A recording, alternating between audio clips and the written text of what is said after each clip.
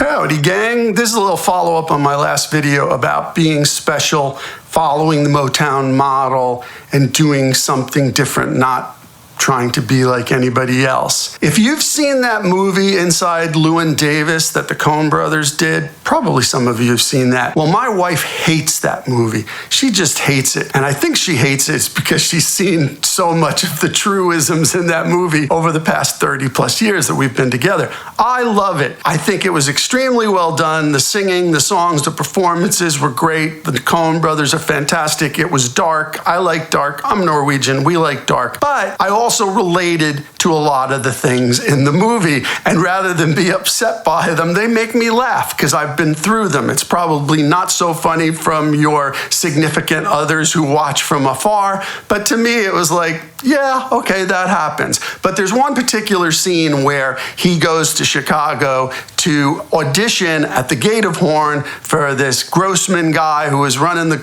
Gate of Horn, who's also a manager, and he slushes through snow and hitchhiking and sleeping in the train station and, you know.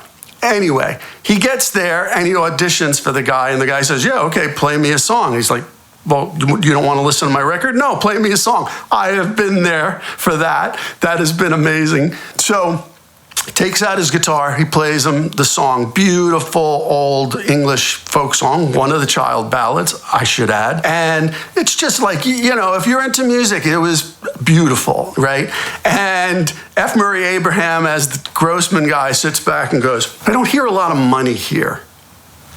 And you can see his crestfallen face of the singer-songwriter. And he says to him, but I am putting together a group, you know, if you could trim your beard to a goatee and stay out of the sun, you know, and you're okay with doing harmonies. And he's like, no.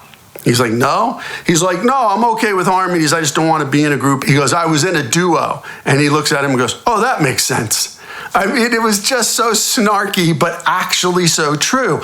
But what he was trying to say is, you're good, you're really good, but there's nothing special here. And you're not gonna stand out if you're not special. So if you haven't seen that movie, check out that particular scene. Is just devastating. And I know it can be painful for some of us, but the point is, he wasn't wrong.